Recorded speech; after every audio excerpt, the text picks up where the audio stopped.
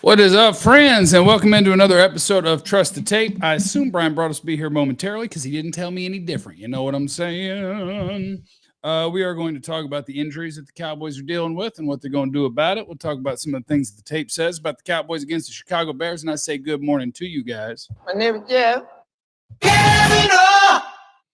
And it's always an episode of Is It the Hot Dog or Is It the Bun? Now this is a hot dog bun. I think it's a hot dog, too. Shout out to Justin in the super chat before this thing even starts. I appreciate everybody who shows up before the show even starts. You guys are beasts. Was Booker hurt at the point in the game where he got pancaked? I'd feel better if he was. That's a good question. And I don't know. I just watched the very last play of the game on offense, and Booker was still out there fighting and scrapping. So I don't know. But I will tell you what the Cowboys are going to miss without Tyler Booker. Okay? I have to go find the play where he got pancaked. I don't remember which one that was. Was it the one? I'm trying to remember who got knocked into who. Tyler Smith hit the ground once, but it was kind of because of it. Things just got wonky. And Noah says he wants him some of the stuff that Jerry wants. Let me make sure I hit the right button. I want me some glory hole. Yeah. So I'll tell you what the Cowboys are going to miss with Tyler Booker missing 3 to 4 weeks. And yeah. Defense is cooked. Yeah. That's a problem. That's a problem. And we're talking about two guys that are going to be missing on offense, and the defense is cooked. Bryan Broaddus popping into the broadcast. It's good to see. Defense is cooked. Defense is cooked, and that's what we're starting, I guess, with. Everybody says defense is cooked. Offensive injuries and the defense is cooked. What a day, Bryan. What a day. Yeah, very unfortunate. Tyler Booker won late in the game, about 2:27 left in the game. He gets rolled up on by okay. I can look at it right now. Yeah, look at the 2:27 in the fourth. Right here. Okay, yeah. Miles Sanders run 7 yards. Passanau, I think, gets him. Passanau's trying to make the tackle, and he rolls right up in the back of his legs. Boom. We bucked that guy. Ow! Yeah, and then he 69 got him. Yeah, he finishes the game, and then the next day he can't walk. So well, that makes sense. I mean, that's one of the things that I was watching with CeeDee. By the way, Bryan, I don't think I think your voice is going through something other than the mic. It's just my guess. I don't know that. It's just my guess. I can hear you. So don't freak out too much, but it doesn't sound like it's coming through the mic. Yeah, that looked like it hurt. And that was the same thing with CeeDee, where CeeDee's like, oh, yeah, let me try to get back in the game and let me, and after the game, I'm going to tell you that I'm going to be fine. And I'm like, do you guys know how swelling and pain work? Because what's going to happen is you're going to go home and you're going to go to bed, and then you're going to wake up the next day, and that's not going to feel good. And so now we are looking at, if you guys missed any news yesterday, we are looking at CeeDee Lamb is going to be 3 to 4 weeks, and Tyler Booker is going to be 3 to 4 weeks, at least according to the great and powerful Clarence Hill, who's probably got a pretty good feel for what he's talking about. Bryan, you hearing about the same? Yep, hearing about the same. There it is. We'll see. Yeah, it was my bad. It was going through the camera instead of the mic. Oh, good. The one with Lamb. I mean, you're talking about kind of two tough guys. So that's why I don't think anybody wants to really put a number on it. But there's a possibility these guys, if they put them on IR, that's 4 games. So, I could say Lamb. I know for a fact Booker couldn't walk yesterday. And then Jesse Holley, I think, reported with you guys that he saw he actually helped CeeDee to his car and stuff like that. So, those are pretty significant injuries there. So, but you just never know how quickly guys can or cannot heal. Yeah, I did enjoy where it was like, oh, yeah, Jerry, always thinks the guy's going to be able to play. CeeDee's like, I think I'll play next week. And Jesse was like, so I was just at the Star, and I held the door for CeeDee with his boot on his scooter. Yeah. he ain't playing football this week. No. Vance is in the super chat. He said, Bryan, if you had a team with a weak D and a banged up O, would you A, make calls to improve the roster, or B, go on a pod with a disgraced Major League Baseball player? Oh, yeah, Jerry is doing a pod with Alex Rodriguez yesterday at the Star. So, well, I think Jerry's doing the rounds because of the Netflix documentary stuff. That makes sense. Promote your stuff. Usually when you have to when they do things like this, they ask you to promote things. Yep. And I think that's what he's doing right now. Ike wants to know, is Easy's lack of rush moves due to coaching? I'll tell you what, man. The guy we saw in college, or is he just not there? This ain't the guy. I mean, there have been flashes of the guy you've seen in college. This is one of the best 3 pass rushers I saw in the draft. Him, Green, Carter. It was no joke. This guy is playing in the ACC, playing against good competition, going against good tackles with 16.5 sacks, numerous pressures. Look great. Yeah, I'll tell you what's happening. Sam Williams to me looks like he's playing like a 5 technique defensive end and a 3-4. Oh, just smashing, going straight down the middle. Well, it's not straight down the middle. It's like yeah, I guess you could say it's hands into the blocker, look, and then rush. Yeah. It ain't going to get it done. It ain't going to get it done. I mean, they're legitimately having some issues. And what's even happening more, they're doubling the teams are now worried more about your defensive tackles. Yeah. They're doubling Thomas and Clark and Osa, and they're single blocking your edges. And it used to be where you had teams that would panic and all of a sudden keep tight ends in and chip backs and stuff like that. Swift, you had a blitz the other day. Swift hadn't picked anybody up this year. What does he do? He picks your guy up. There's a lot going on with this team when it comes to defense, and a lot going on when it comes to rushing the passer. Unfortunately, the secondary is kind of taking the blunt of it right now.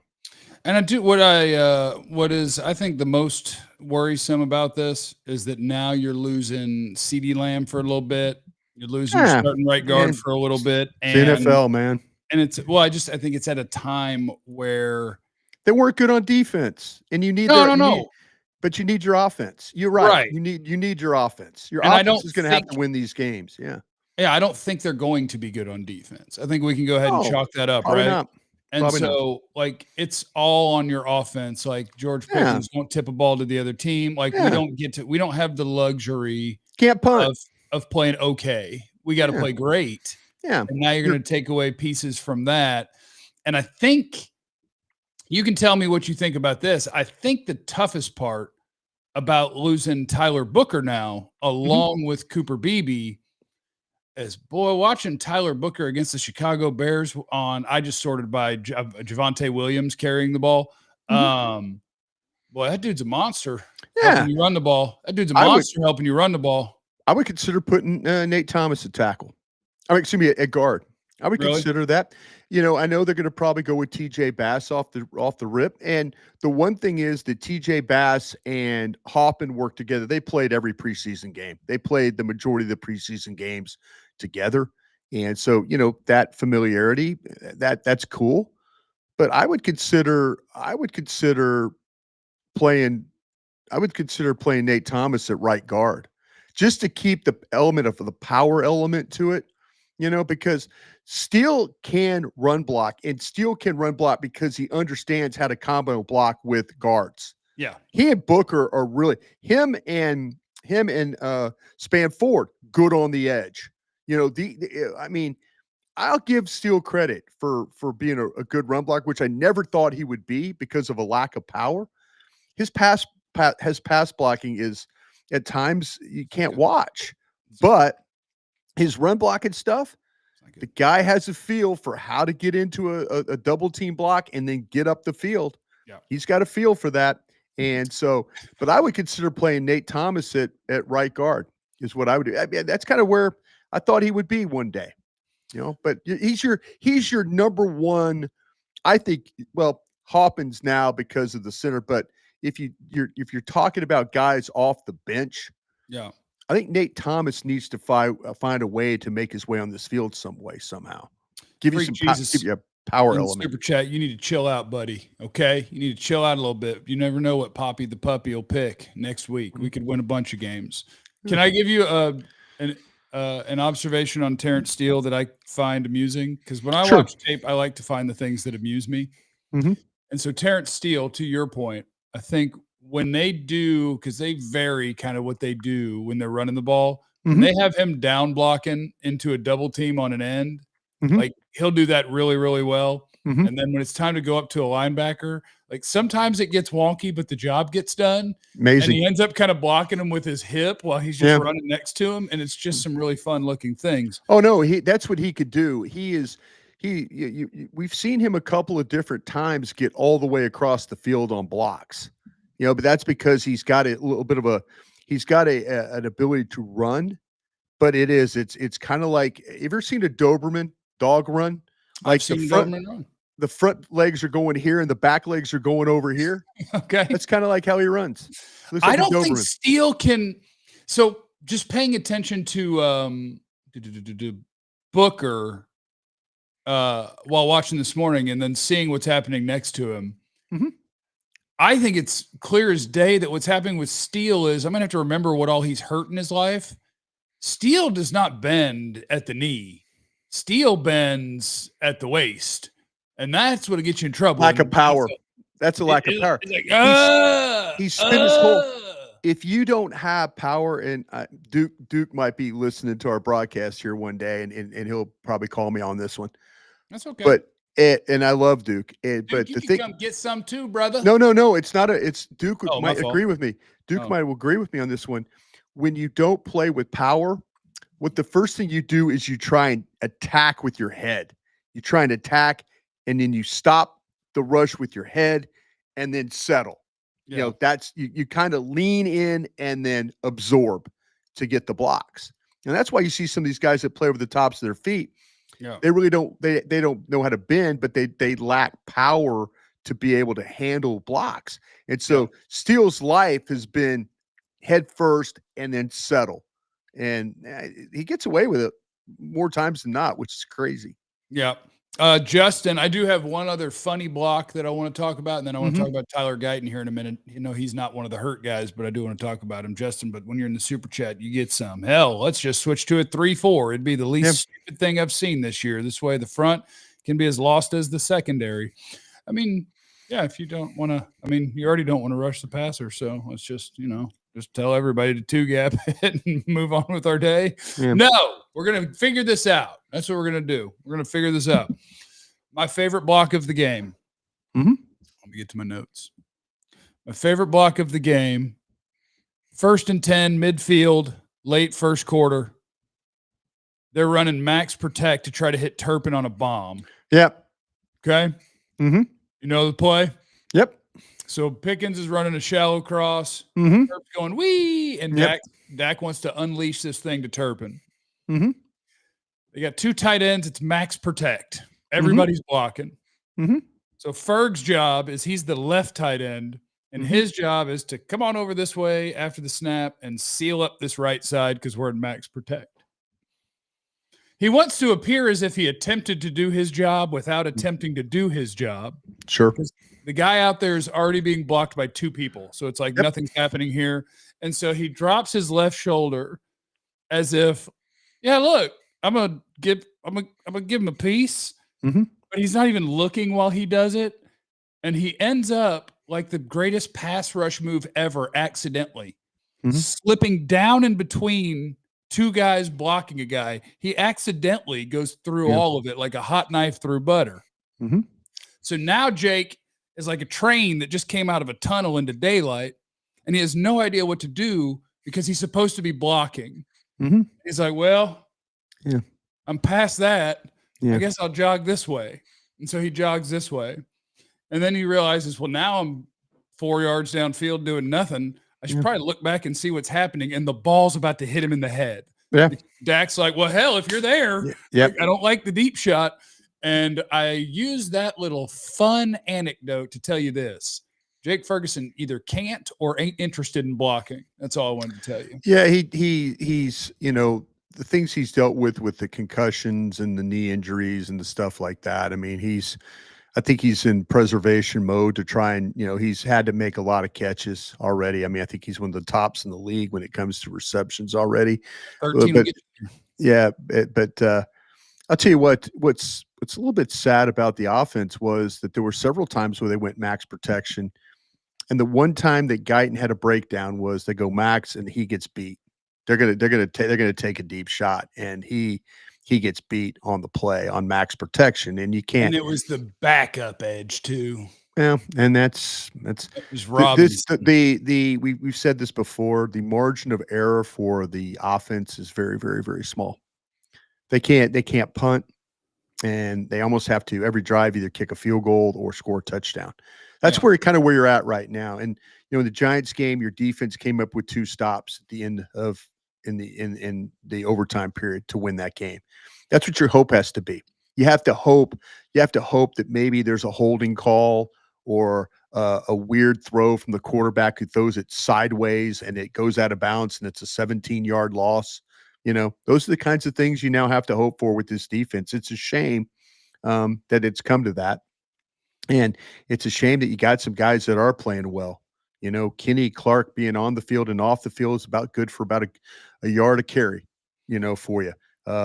You get run stuffs when he's out there. But what's going to happen is teams aren't going to run the ball. This was my fear.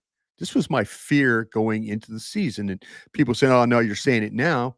Go back. I'm on a ton of platforms. I'll pull the clips.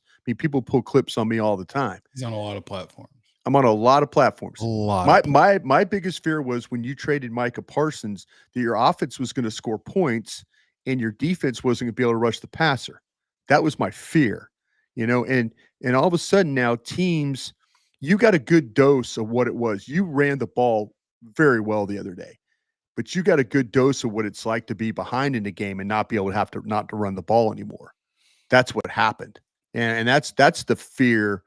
That's the fear that I worried about. And I worried about Dallas not having a pass rush to be able to, and that's moving on from Micah Parsons. Am I going to be happy in April with 2 first-round picks? You're damn right I'm going to be. Yeah, and if we get real lucky, we could lose enough games to draft the best pass rusher in that draft. And if we're real lucky, he could turn into 75% of who you traded away. Maybe, Yeah, we'll see. Sorry, I like to take shots. They got mad. I mean, everybody got mad there. It was, that probably wasn't going to work out. Everybody got mad, and here we are. So my current obsession when I watch these games, Brian, and you tell me if you disagree with any of this, because you did start off on mentioning Guyton, where I did make notes on his worst play of the game, where it was a sack he gave up to something Robinson, and on the play, he had a terrible rep. He doesn't really get turned out to face him, and he's assuming that when he punches that he's going to connect, so he'll be on balance, and the timing of Robinson's hand is perfect to swat him down, and Guyton just falling forward like, bye-bye. That was a terrible, terrible rep.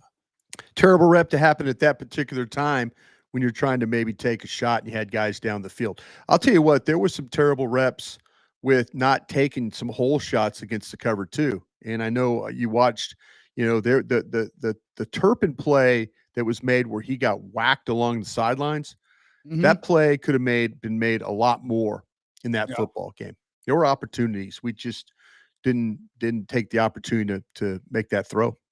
Well, where I wanted to go is despite the fact that rep was awful, I continue to be on the train of Tyler Guyton was not an NFL player last year. And we went at him for it, not in an attacking way, but because there will be people who we can't let you be misled around here, not on trusted tape. It's like, well, he's a rookie and he really showed a lot of good things. No, he didn't. As a second-year player, you still have those reps where you allowed 4 pressures. He had a couple penalties. So the penalties and the pressure numbers might read similar. The player on the field is not similar. No. Tyler Guyton is taking big strides. Yeah. Even in that game, as a run blocker, boy, he was a monster. Yeah. And as a pass protector, he has the individual reps where you go, ooh, that was. He is totally different. And different player. Is on the trajectory, and he's doing it week by week at this point, I feel like. Yeah. Tyler Guyton is now a guy that before we had played these 3 weeks, I would have been like, I don't know, we might need to draft another left tackle. After 3 weeks of football, I think he's going to make it, and I think he's going to be good. And I just want to get that out there because it's happening week by week. He is looking better. Do not let people's grades lie to you. Do not let anybody lie to you. Tyler Guyton is getting better in every way you could want him to. All of it. That's all. A lot less negative plays from the young man. You know, he is clearly he's clearly on the right path for a guy that missed a start off training camp really, really well. We were concerned about him in week 1 being out there. He's been just fine. I wouldn't worry about Tyler Guyton. I think Clayton, at the time when they traded Micah and you knew it, but you couldn't talk about it. And so you just started saying the F word a lot. And part of what you were yelling about was their hiring of coaches. I want to salute whoever's idea it was to hire Clayton Adams, because I think he's been the best hire. And it may not end up amounting to anything because your defense isn't good enough and now guys are getting hurt. And so maybe it doesn't matter and your team's going to be awful. And we're going to be talking about the draft in 3 weeks, maybe. But I think you watch this offensive line play, you watch the way that they run the ball. I think Clayton Adams has been an awesome hire, and I wish they had a better football team so we had more time to praise him. So if everybody else could play a little bit better so we could take the time to appreciate the guy who's got this offensive line playing really, really well, I think that would be nice. I think it would. It's a shame we can't have a running game and a passing game together all at the same time. You know, at times, and it's shame we can't have a run defense. You know, the way it is, but it is what it is. You know, and I'm saying, the pass and run. I mean, it seems to be flipped from where we've been in the past. But yeah, it's tough. This is the difficult times when your best players are starting to get hurt. It's very early in the season. You don't have much hope. You said it earlier, your offense needs to be the one that carries the day because the defense is still trying to kind of figure things out. And that's the unfortunate thing. And the schedule doesn't get any easier. You know, the opponents every week, it's a blocked field goal. It's a made field goal. That's where we're at now.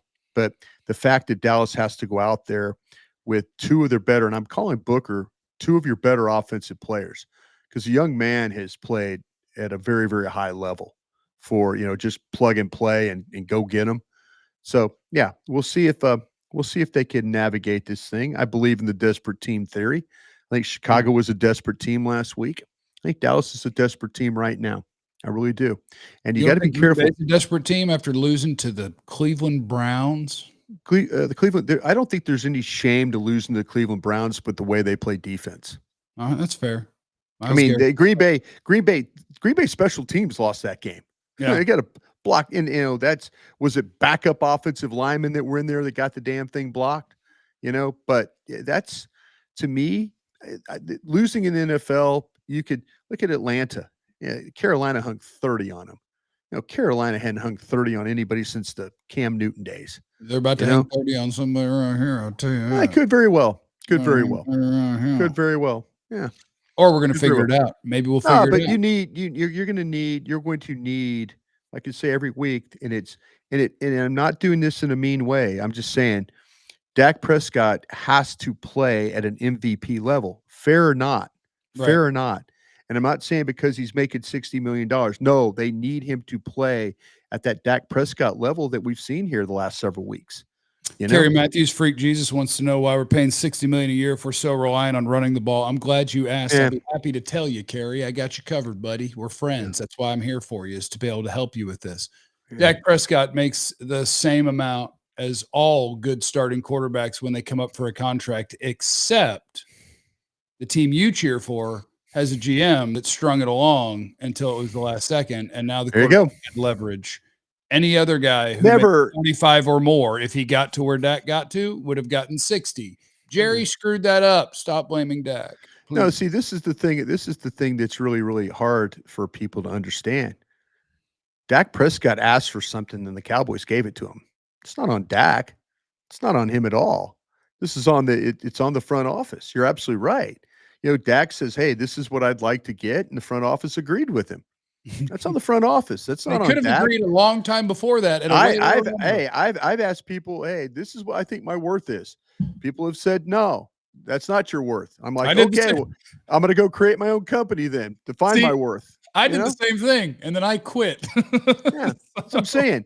Hey, if you ask for something and somebody pays you that, then they feel you're worth that. If they don't, then you go out and find other things to do. That's you say, okay, if you don't feel that I'm just not that important, then watch what I'm about to do to you. Watch me go get it somewhere else. Mm-hmm. Dro Nose is in the super chat. Brian, why did the front office re-sign Bell and Thomas, make Elijah Clark a highly paid UDFA, and then start Hooker and Wilson? Now, Hooker and Wilson make more than them, but Hooker better have his head on a swivel because Wanye Thomas played 9 plays in that game, and I'll tell you, I'm a psycho. I went and watched all 9 of them. Yeah, he didn't F anything up, which is a step in the right direction. And it's funny. Defense. They took him out. Wilson. They took Wilson out, put Thomas in. And then they got down to the goal line, and what happened? They put Wilson back in, and they went crazy. Now it might not be Wilson's fault, but they put him back in, and things started going crazy again. Yeah, I think, to me personally, yes. If I'm in a situation, I'm going to rotate Bell and Thomas in more, and I'm going to try and play Bell down as much as I can. Let him make tackles like he did when he was a big nickel. I'm going to let him do those things. If he has to cover a little bit, sure. But Wanye Thomas, I think, can play on the back end. I think Wanye Thomas has got good eyes. I think he's got the awareness. There was a couple of times in the game where he was playing downhill. He was in on some tackles. Sure. Both those safeties are on alert for me. Marcos McDowell in the super chat. He said it's rebuild season, and then he named Texas A&M's quarterback. I'm not familiar with him. Now, Brian, I can't lie. He beat us at LSU last year. Okay. That kid came onto the scene and beat us at LSU. They were struggling their ass off in the game, and all of a sudden this kid came in, made some really nice throws, running around. I haven't really looked at any of these quarterbacks. I mean, Saturday is my only day off. I mean, I watch my LSU bunch, and then I got a million other things I got to do. But hey, if Dallas keeps, Brian, if all of a sudden this thing turns to 1-6, watch me flip this thing to draft mode real quick.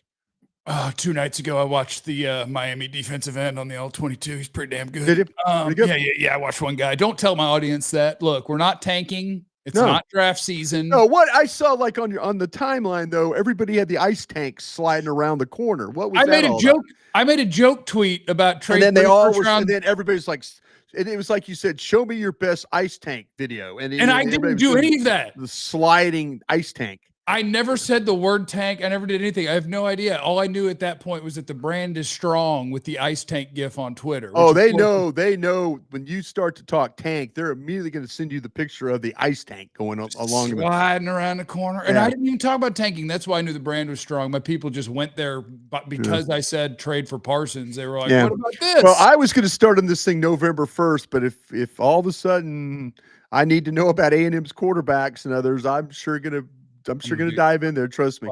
Watch. I'm gonna be ahead of you this year, but I'm gonna be real quiet about it. I'm not gonna tell people that I'm watching college players because I saw where Nick Harris already posted a mock draft. Oh God, people have been asking me for a mock draft, but I'll tell you this about Ruben Bain at Miami: 275 pounds now. That sucker can turn the corner. He's got the bend you're looking for. Oh, okay, gosh, I hope you're right.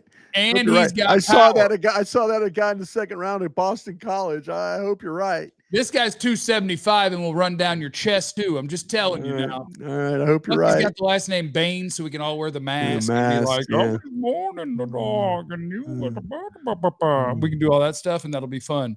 Let me see. Did I miss any super chats? I don't want to miss any super chats because this people's dollar bill, y'all. I think I got them all. Oklahoma's got a quarterback now. I need you to know that. Now your guy might be the best one. Nussy. My guy's not playing like the best one right now. Mateer's a baller. He's fun. Yeah, I watched Mateer. Matter of fact, my mom had to go to the hospital. She's okay. Mom's okay. She's okay.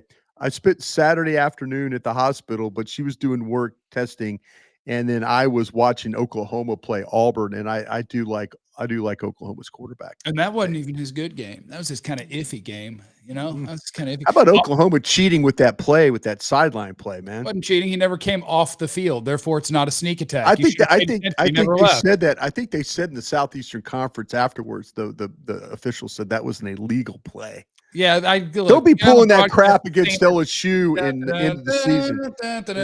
Don't be pulling that crap. Band, baby. Look at Jeff inventing ice tank and now trying to abandon. I'm not trying to abandon it. I just thought it was hilarious that I didn't say the word. What's the other ice tank you have? Is the one where it falls off the? That's not an ice tank. That's just a standard tank. Yeah, he falls off a bridge. Does a falls off the bridge. But what's the one that it falls off? There's one that falls off the truck. They're like trying to transport it. It just falls off the truck. That might be what it is. He may be falling off the back of a truck. I also like the one that has the jet engines. Yeah. That's a good tank too. Not that we're tanking. Cowboys by 100, everybody. Cowboys by Every week. 100. Every week. Thanks, Every Brian. week. Have a great day. Love you, buddy. You do the same, man. Love you too, brother. Make sure you're following Crown Global Media on YouTube. Get you some of that. And while listen to him on the fan, Cowboys.com, all the things. I'll be on the DLS Cowboys podcast here in about, 2.5